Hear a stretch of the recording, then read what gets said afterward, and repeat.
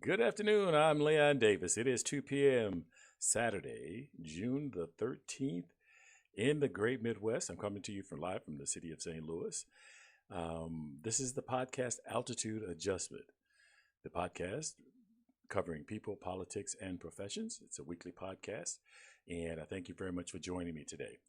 So this week, last week we had a spirited discussion, and I have my two favorite gentlemen coming back to join me this week. And so over the course of the week, today's podcast is titled Defunding Police. And doing my research, I ran across an article, a Vox article, Vox.com. And if you find the podcast on YouTube, or if you the video version on YouTube, or the audio version, you can find where you find your favorite audio podcast. You'll find that the link to this particular Vox article. The title of the Vox article was "The Abolish the Police Movement, Explained by 7 Scholars and Activists." Now, in this section, one of the scholars and activists, named Christy Lopez, which is a law professor at Georgetown University, wrote this: "For me, the language of abolition is important because it reminds us that there are facets of policing that reflect and perpetuate America's long-standing use of state-sanctioned coercion, including violence, to control the bodies of Black people. What this means in terms of action items and policy initiatives is that we need to scrutinize our state and local budgets, educate ourselves about what police do versus what we need to be and feel safe, and realign the budget and our social programs to better serve our public safety needs. We start this process by rethinking what we mean by public safety and by questioning our assumptions about when and why law enforcement is the right vehicle to address." That podcast coming up right now.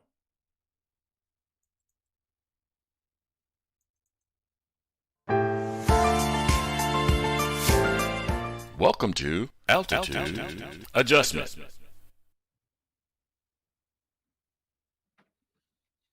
Oh, it doesn't look like we got any audio on that. It's always something, isn't it?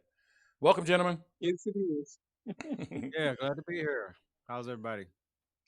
I'm doing fine, and thank Good, you for good. asking. On the top of the screen is Leonard Davis, and the bottom of the screen is Warren Harper Jr.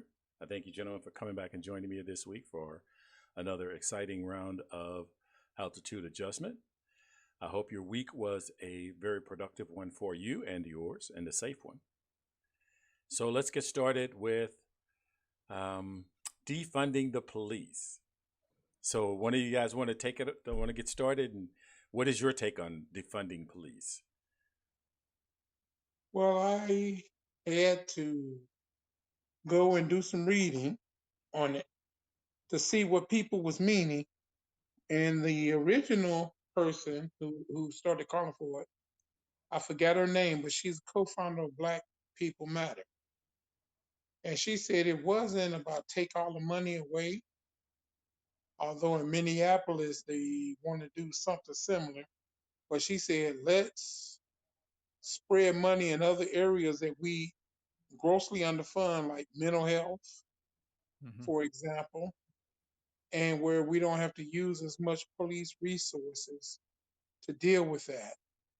Uh, let's deal with those people. I believe it was Trenton, New Jersey, if I'm getting it right. Camden. They sent an huh? Wasn't it Camden? Camden, New Camden, yeah. Jersey? Camden. They sent an emergency medical worker along with a mental health counselor, mental health college, Okay. I unless there was known violence mhm. that the police had to deal with.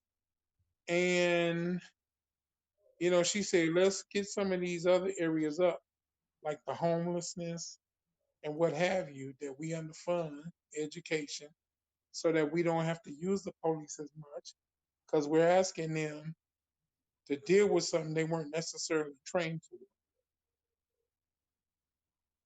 And so I thought that argument had a lot of merit. Very good. Okay. Warren? Well, yeah, I think uh, that Camden, New Jersey situation was the only, I guess, actual situation where they went as far as to redistribute the entire forces funds, and they came out with a new program. But I'm not sure what the people talking about it now are really have in mind. So I think it's too early to really to describe it because it's just a conversation, and so until they come up with expose what their real plan is, I think we'll just be guessing and not really sure what's going to happen.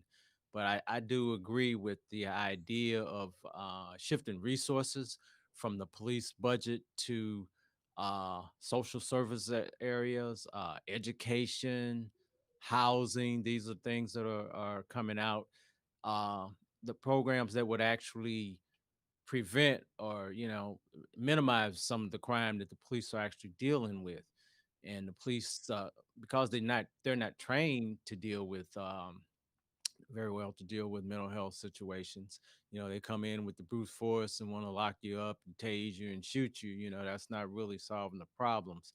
So I think some fundamental reform is needed. I think departments like LAPD and New York have billions of dollars in their budget.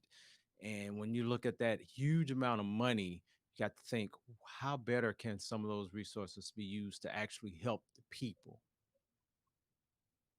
So here's my take on defunding the police. Defunding the police is just to me, an extension of, or a um, mutation of community policing. So Okay. a couple of years ago, or a year or so ago, we were talking about community policing, about Mhm. getting um, getting the whole apparatus of community services, rather than police going in and locking people up. Police go in, maybe assess the situation, and then get involved, the organizations that need to be involved in order to resolve the situation. Because not, as you both mentioned, not uh, police intervention is not always necessary, but it seems that we've turned the police into a catch-all. So when we have a problem with someone sitting on a stoop or in front of a store too long, we call the police, rather than trying to find out if that person is actually homeless and they're trying to get something to eat, or what the situation might be.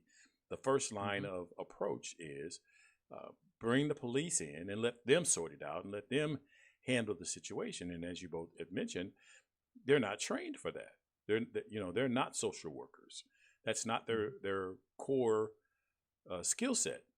So when you bring in uh, someone who's trained to um, use force in order to mitigate harm, you can't be surprised when they misuse force, when they're called on something that they haven't dealt with, or they're not prepared to deal with, or they're not funded to even deal with.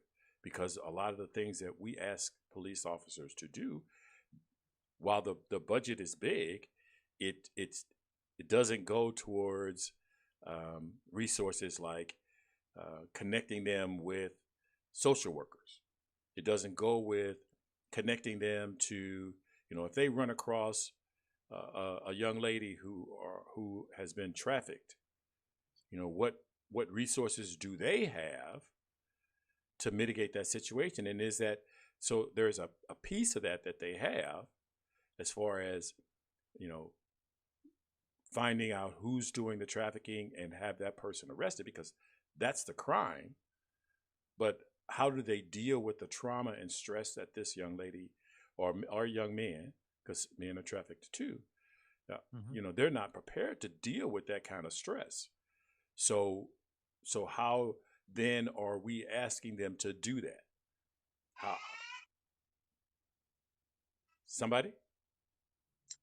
Well, it's just when they come.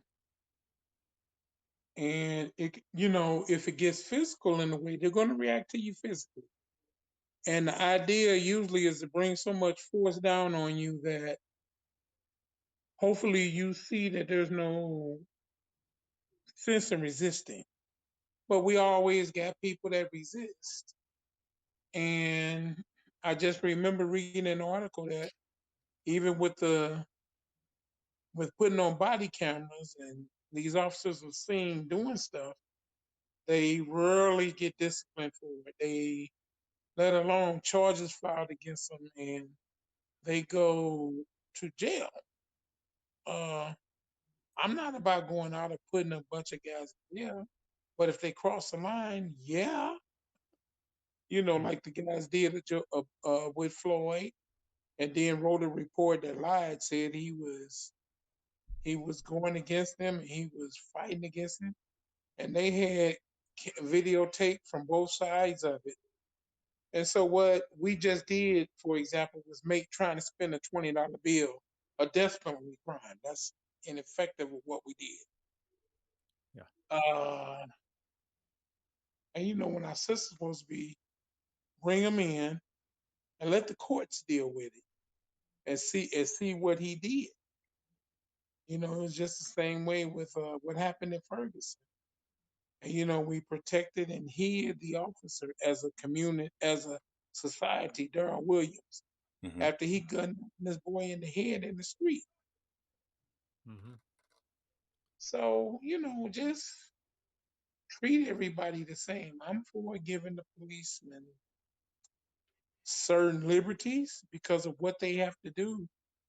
But when they cross the line and kill people, we got to look at that. We got to examine that. We have to. Oh, absolutely. Yeah. So I yeah, think go ahead. Also an area that needs to be looked at is accountability for what they do. Reviews. We know the police unions have a lot of power and control over things, and you know, sometimes they're helping these guys most of the time get away with the stuff that they do. For example, like when you take that Breonna Taylor incident, when you look at the police reports that they initially wrote, I mean, they were just flat out lies. And how do they get away with that when the truth comes out? Those guys need to be fired for just covering that stuff up like that. It's no excuse for that. The woman's mother was sent to the hospital when she was in the apartment dead. You know, how could they do that? There's no excuse for that. And I think you bring up a really interesting point.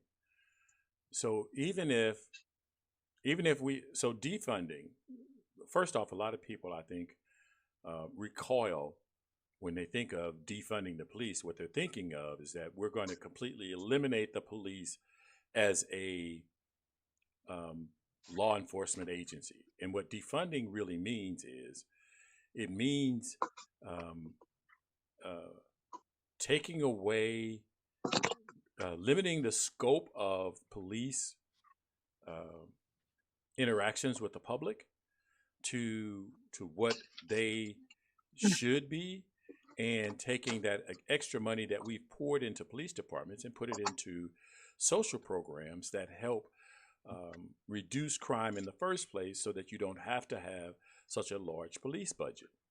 So, so a lot, so a lot of, so so you bring up a great point. Um, Even after we cut the police budget and we limit the scope of what police officers do in their interactions with the public, we still going to have that issue where police officers are misrepresenting what the facts on a police report about something that went down. We still have the issue of body cameras, and should we continue to use body cameras, and the effectiveness of body cameras.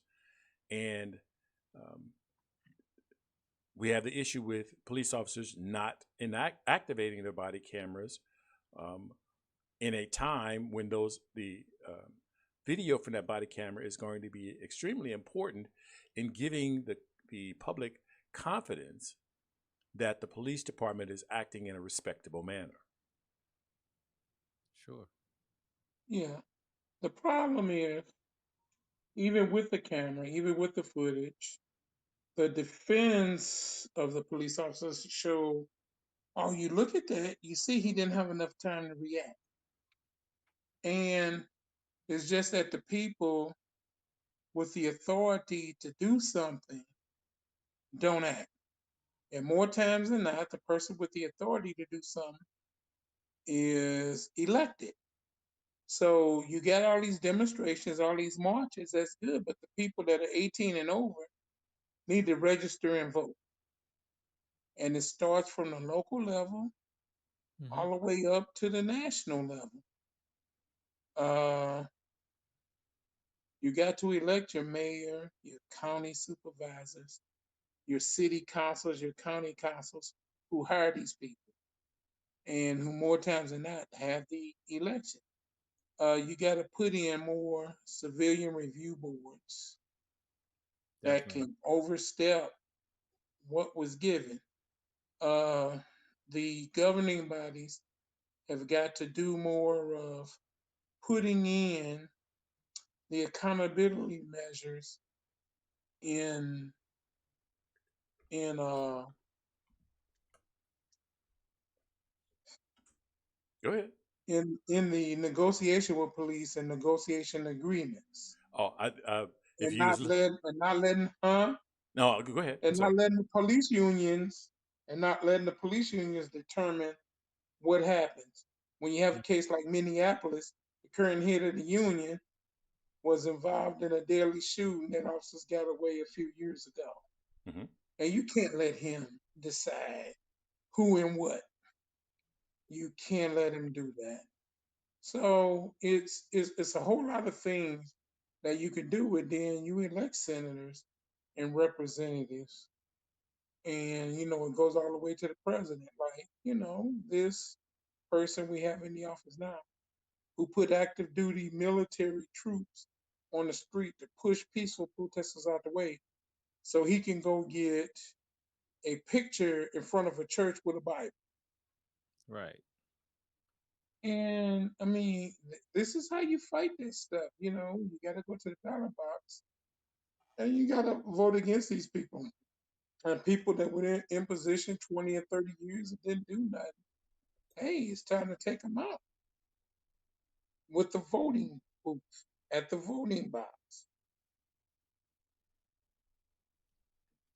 Yeah, You should be. voting is critical, no Hmm. doubt.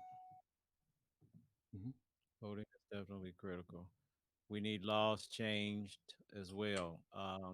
What is that immunity protection that the police have? That needs to be Right revised. now, You know, revise. yeah. I mean, I you mean, take you wear the uniform, but you still should be accountable under certain laws for things you do. I mean, I look at what happened with when I was still a firefighter. The feds passed a law that says all professions they had to drive for a living. We had to undergo drug tests. Hmm. So whether we was public or private, because the pilots union for one was real powerful in stopping it from happening to their members. And I used to work at Abbott Ambulance on my day off from the fire department. And one week I went to three different drug tests, two in the fire department and one at Abbott. Wow. So you got to pass a law to say, okay, these no matter what you say on the state, these particular laws can't be. If So the he cops committed aren't a murder, taking drug we got to tests. get it. Uh The cops aren't taking drug tests. yeah, they were covered under that law. They had to take drug tests. Cab drivers, ambulance drivers, people that I knew worked with the city with dump truck drivers and that kind of stuff. They that law covered them all. Train engineers, Okay. airline pilots. It covered all of So you mentioned review boards, them. Yes. citizen review boards, and so for me, one of the things that has always stuck out as far as when I hear citizen review board is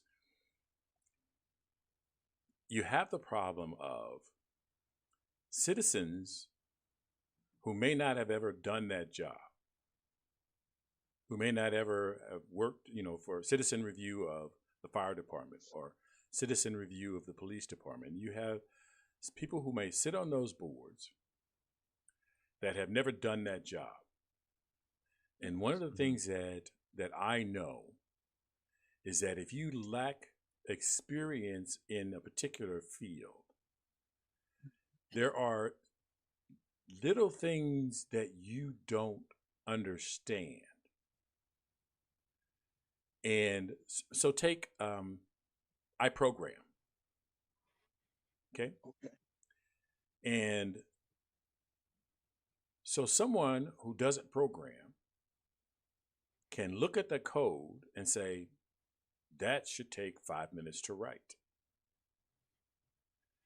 But because they don't write code, they don't understand all that goes into those few lines of code, all of the testing, all of the troubleshooting, and where they think it should take 5 minutes, it could take a couple of hours just to write a few lines of code. And so what I'm saying is, if they don't have the experience of working in that profession, and then they're part of the review board, is it quite possible that they could do more harm than good? And if you put people with the experience on the review board, then they just become a rubber stamp.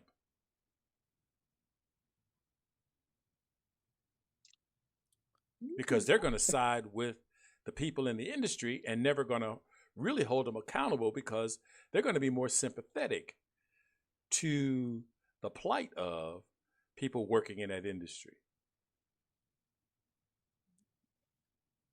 Well, I think it's definitely a challenge as far as picking the right people on those boards. You made some good points, and I don't know how to solve that, but I think first of all, there definitely needs to be some sort of test for each different type of board to prove qualifications that this person is qualified to be on the board. But then again, when you look at associations, maybe that's another situation. Is this person too close to the police? Is this person too radical? Or how do we sort that out as far as who actually is a good fit? That's an interesting proposition. um I think people are very leery of the wrong people being put on the boards, for sure. Like, for example, if you put union a police union official on a review board to review cops, I mean, we know how that's going to go. We know how it's going to That's not go. Mm-hmm. that's sad. Mm-hmm. But at the same time, the cops could say, well, yeah, well, we don't want this person on the board because they're anti-cop. You got to weed that out too. I mean, so I think there needs to be a good interview process. Maybe, I don't know if public election is a solution. Would the public be trusted in doing that? That's a good question. Something has to be sorted out. I think that was a good um, thought. I didn't think of it being a selected or an elected position, but the whole decision-making process, to me, I think is a tough thing, because, as I mentioned, either they're not close enough or they're too close to the situation to really be objective and get to the core skills necessary in overseeing the operations of those agencies. Right. Right. That's a real challenge. I mean, should you have retired police officers?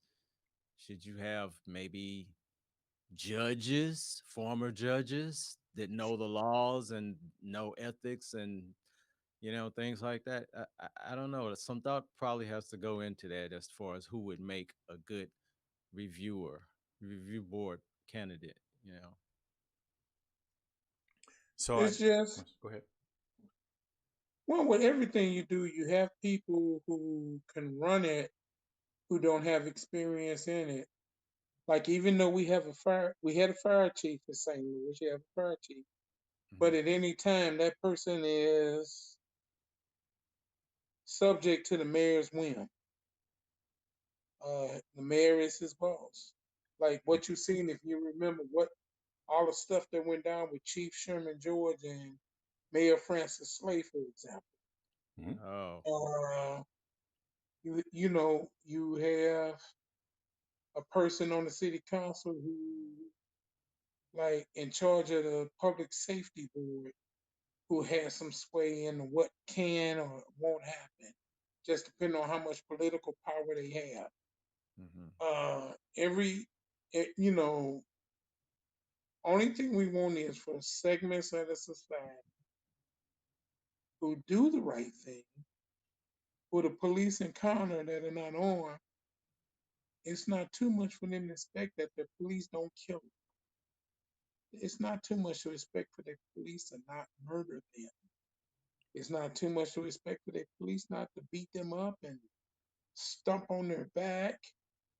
And then when you look at way, the difference in the way the suspects are treated, like the guy that recently kidnapped a woman and shot two people. Hmm. They show when he was arrested was sitting on the ground and the policeman finna pouring water into him. Or the guy that went into the church in Charlottesville trespassing on these people's property and yeah, decided that he wasn't benefiting from white privilege, so he'll go kill a bunch of people. And the tape I saw, the police coming to where he was finna arrest him, putting their guns away and took him and bought him Burger King hamburgers. Okay. yeah. I still can't believe that one. But a black person getting accused of spending a phony $20 bill and didn't shoot nobody, hasn't killed nobody, hasn't kidnapped nobody, No got weapon. police officers standing all over his back. And you cut off circulation, you cut off ace, you cut off air, and that guy stood on his neck for 8 minutes and 46 seconds. What do you do? And people are going to call for the extreme because they're tired of it. They're just sick and Absolutely, daggum tired. absolutely. While So this good. coworkers stand by and watch or help. One watched and the other two help. So, Yeah.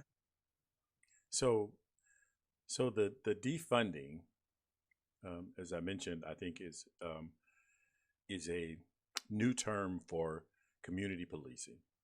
And so we get mm, to let's say and that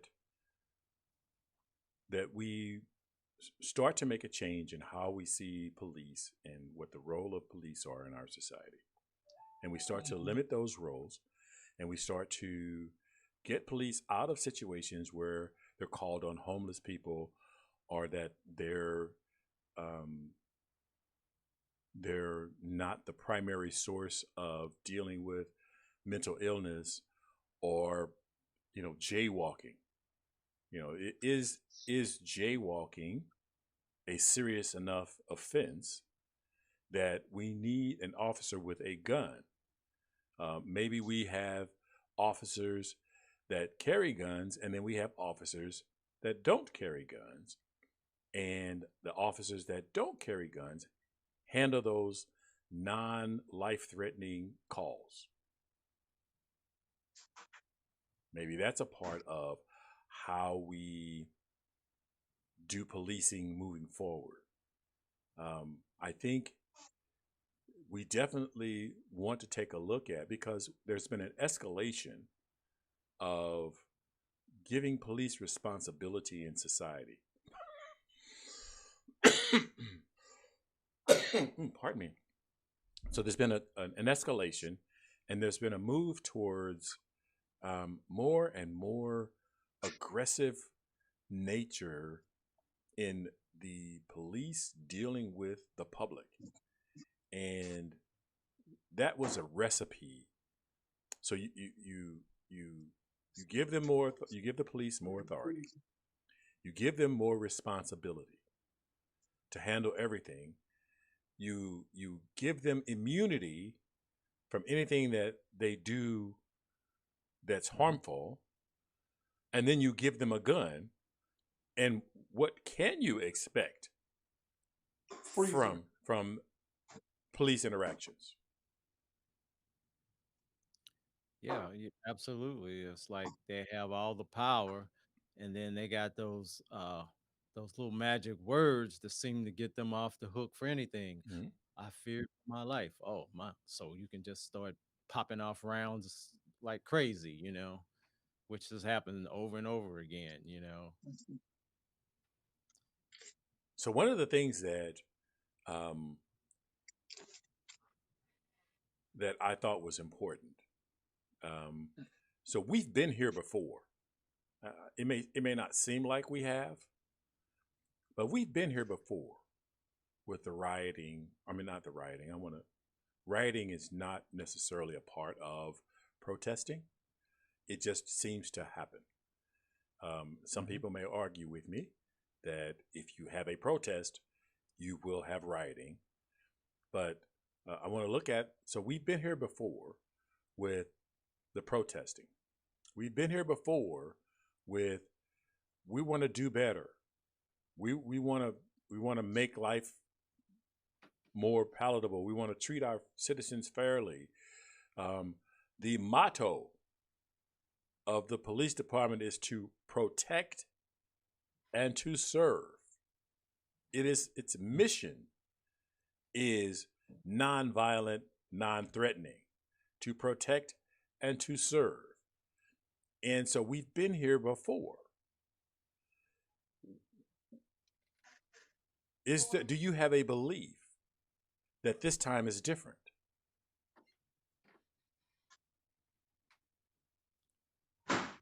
Well, yeah, what's different now is people are just tired of the way things have been going on for so long. And I think that protect and serve motto is really not fitting what's happening. There's more um I don't know, there's more abuse and harm being done in too many cases. And I'm not letting all the criminals off the hook that need to be arrested, that sometimes cross the line and the cops might have to shoot them. That those situations definitely exist. But I think with all the video we have and proof of unnecessary deaths at the hands of police, I think it's past due time for some reform, and the things we discussed, different social services being put in place, and demilitarizing the police. We don't really need tanks and uh, all this excessive force being brought in, when it's just not necessary. If police were doing things the way they should, people wouldn't be in the street protesting. I mean, that's just a fact. This has come to a head where the people have just had enough. So it's time to reform things from the top down. People are reacting to excessive force and abuse, murder. So, Leonard, do you think it's this time is different? I'm hopeful because it's not just the blacks out there saying you're mistreating me. There's Caucasians out there saying you're mistreating me. There's American Indians in different places protesting. There's Hispanics out there protesting. There's Asian Americans out there protesting. Because I know, like we talked about, I think last week, this time our Asian American brethren are having discrimination thrown at them with this COVID-19 virus. Yeah. Uh, but you now you got to take this energy to the ballot box. for all the people that are upset, they got to take it to the ballot box and it's got to show. Uh, I know in a lot of places there's certain people that need to be voted out, but that's just my personal opinion. Uh, it's that's how you got to make change. And then you got to let the other one know if you get there, you sit on your butt and start taking all those free lobbyist dinners, all those free lobbyist drinks, and you selling out our positions to feather your own pockets, we getting you out of there too. And sometimes it may take 3 or 4 election cycles really to get all the change you want. But the American people got to be strenuous about it. Instead of having 20 and 25% at the voting boxes, we need to have 75 to 85, 90% at the voting boxes. So in America, that's where a lot of things start, is at the vote. Mhm. That's where a lot of things we get is at the vote. That's where a lot of things we do at the vote. I mean, you think about it, I was talking to a friend of mine who keeps up with this, and in like 3 or 4 states, just if the African American vote had got out, Trump would have lost those states, and he wouldn't be in the White House today. Granted, in my opinion, we didn't have a much better alternative going, but I figured she was better than this guy. That's just my opinion. So you just gotta work. Long as they transfer that energy, and this is a perfect election cycle to do it. You transfer your energy into making change. Now, where you make the change is the ballot box. And so here's my take on the long-term diagnosis or long-term possibilities. I'm looking for the right word there. This, like many other movements, flared up because of an emotional reaction. The number of people in the street is going to, and fortunately, it has not dissipated significantly this time. But like any emotional outburst, eventually you come back to equilibrium.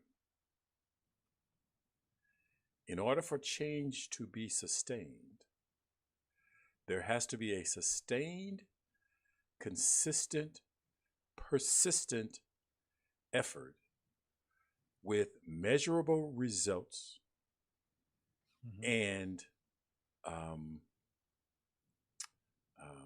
identified goals. We're having a conversation, you and I and the three of us, about what we think defunding the police looks like. But there has to be a discussion about what policing in America is going to be. Not what we think we want, but what it's going to be. There has to be put in place a plan to get there, a way to measure the progress, and a sustained effort in making that happen. Because without it, we will just go through this cycle again and again and again. If we use emotion to affect change, change will only happen when emotion is high. And that's not going to be to the benefit. I am hopeful that people recognize the need for change and that it's going to be a sustained effort. But usually what happens is a movement flares up, a few people step to the front, take the lead, and then when they get the momentum going and they get a few changes, other people say, okay, you got to go in the right direction, you handle it. And they turn around and walk away. And they leave it to a few people to try to continue to affect change when it took a whole bunch of people to get change in the first place. When people are emotionally tied to something, it will change on a day-to-day basis. when people are tied in other ways. So, black people and policing has not changed in this country at all. We've dealt with this since we've came to this country. You and I, each one of us knows the feeling of having police lights in your rearview mirror and what goes through your mind. And you should never have to think, what does he want? If he's behind me, if a police officer is behind you and you're not doing anything, you should not ever have to worry about that. But that's not a reality that you and I have lived with. This is true. This is what we've had to live with every day of our life. And the thing is we want change. Right now, there is some change. But if it's emotionally driven, a lot of the people that are standing there in the streets now that's calling for change are going to be onto a new and different cause when the feeling hits them. And that is my concern, is that in order for this to stick, in order for this to become a reality, there has to be some longevity to it, and it can't be about how emotionally I feel about one man getting killed, and I'm saying it that way, not because he is just one man and not because he's insignificant, but he is just a symptom of the problem, and a lot of people are reacting to that one symptom and not the whole problem. Any last comments from you guys? Yeah, I agree. I think your point is well taken. Question is, we talked about people rising up under their emotions and reacting, and then after the emotions go away, they kind of walk away and leave it to somebody else. So I get that. So the question is, how do we keep that? How do we keep that intensity, emotionally driven desire for change? How do we keep that going over a period of time? I think we need leaders in place that can keep that energy focused and directed in the right directions, as far as changing policies and things, legislation, um, getting the right people elected, voting. We keep talking about voting. Uh, I would love to see all of the people activated and out in the streets protesting, going to the polls. But we also know that the enemy of fair elections is out there playing games and with this voter suppression. If you followed the election in Georgia, that news was just horrifying of how Mm-hmm. certain people could vote in and out 10, 15 minutes, and then people of color were late waiting in line, ridiculous lines, and going through all sorts of crap just to vote. So that really needs to be addressed. But I I'm not sure how those states are going to overcome that. Hopefully they can get it done, but it's nothing new. It's been going on forever. And those southern states, particularly Georgia, manage again and again and again to pull those shenanigans. So I don't. It looks like it might be time for the federal government to step in. This I don't know, because they shouldn't be allowed to do that, but they keep getting away with it. So, got a comment from James Surgeon. Conversations will need to continue behind the scenes. Challenge the 94% who agree. Keep being engaged until the systemic structure is correct. Who will be this generation's Moses? Let this country go. All right, that's a good one. Any last comments, gentlemen? And we'll close this up. That's all that I Okay. can say. Huh? All right. All right. So I did have some facts on. So I did want to mention this before I go. So some statistics are in about body cameras, and they found that it did not impact police violence, use of force, in any way significantly.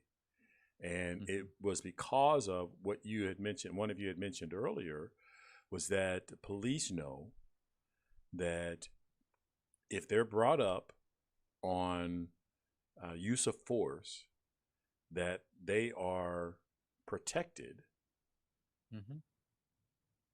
about that use of force. So the whole idea behind the body camera is that the police officer is going to recognize that they are being watched, and they will moderate their behavior. And the problem with that is what's overriding is they're protected, and their police unions will protect them in their use of force. So the camera, they don't even care. It doesn't even factor into their behavior. Absolutely. The video with the Chauvin case. I mean, he just sat there and posed in front of the camera, literally with his knee on the man's neck. He didn't have a care in the world. How could that be? All righty. The whole So world's I'm sorry. Go ahead. No, the whole world's watching, so he wasn't worried about the video.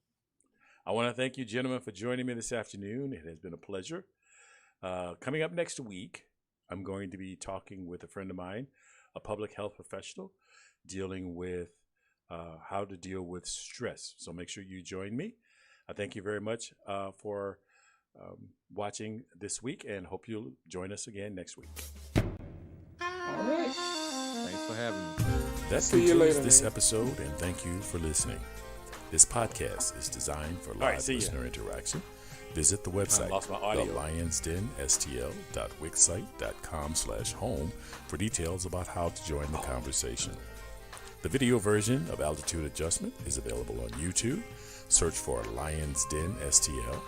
And the audio podcast is available on Stitcher.com, Anchor.fm, the iTunes Store, and the Google Play Music Store, to name a few.